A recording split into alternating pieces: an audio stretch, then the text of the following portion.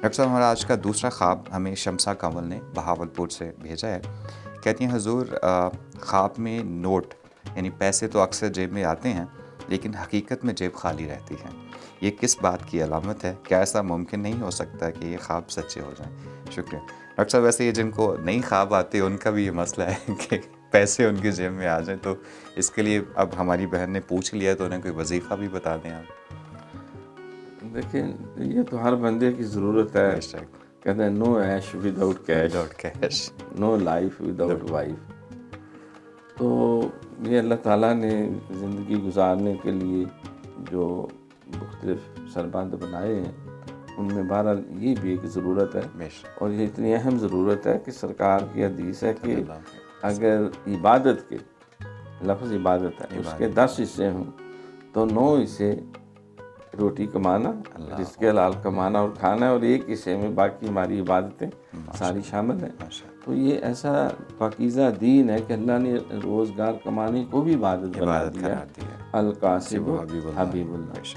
اور قرآن میں بھی ذکر ہے یا ایھا الذین آمنوا کلوا فی الارض حلالا طیبا، اے ایمان والو جو کچھ زمین میں پاک اور طیب ہے وہ کھاؤ اور استعمال کرو. تو اگر خدا خواستہ روزی روٹی حرام ہو گئی تو 9 حصے عبادت کے برباد اور 10واں بھی بے اثر ہو گیا. سرکار نے فرمایا نا ایک لقمہ حرام منہ میں چلا جائے بندہ کھا لے تو 40 دن تک وہ نمازوں کے اندر ذوق عبادت کی طرف دل مائل ہی نہیں ہوتا. اکثر لوگ کہتے ہیں کہ ہمارا تو آپ تو بار بار عمرے بھی کرتے ہیں، نمازیں بھی پڑھتے ہیں، تہجدیں بھی پڑھتے ہیں، قرآن میں بھی دل لگا رہتا ہے، امور خیر میں ہمارا لگتا ہی نہیں. تو اس کی ایک یہ بھی وجہ ہوتی ہے کہ جس پیٹ میں حرام کمائی جاتی ہے تو اس کے اندر سے وہ ذوق ہی نکل جاتا ہے، وہ شوق ہی نہیں رہتا. تو اس وجہ سے اس کے حلال یہ بیسک نیڈ ہے. اور خواب کے اندر مال دیکھنا، دولت دیکھنا، زیورات دیکھنا یہ کوئی ایسی بری شے نہیں. جو دنیاوی اعتبار سے جس چیز کو معتبر اور مفید سمجھا جاتا ہے اور وہ انسانی زندگی کا ایک لازمی حصہ ہے، جس طرح بندہ خواب میں آگ دیکھے یہ کوئی برائی نہیں ہے. اس کا مطلب آگ سے، حرارت سے، انرجی سے دنیا کا نظام قائم، آگ نہ ہو تو پھر کیا ہوگا.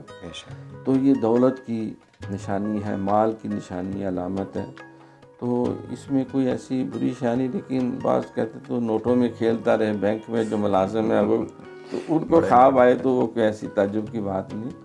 تو اس کے لیے بزرگوں نے فرمایا کہ نماز فجر کی سنتوں فرضوں کے درمیان اگر 21 دفعہ یا 41 دفعہ سورت قریش بسم اللہ سمیت ریگولرلی پڑھی جائے تو انشاءاللہ جو خواب میں نوٹ ہیں وہ ظاہری طور پہ بھی آنا شروع ہو جائیں گے. دوسرا باوضو رہنا، اور سورت یاسین جو ہے یہ بھی رزق میں برکت کے لیے. باقی کچھ اور چیزیں بھی ہیں، صلہ رحمی کرے انسان، سلیک رکھے اور دوسروں کو کچھ نہ کچھ دو، جو توفیق کھلاتا پلاتا رہے تو اللہ تعالیٰ رزق میں برکت ڈال دے. جی شمسہ کنول صاحبہ، جیسا کہ ڈاکٹر صاحب نے کہا کہ ہمیشہ دینے والے کا ہاتھ جو ہے وہ اوپر رہتا ہے.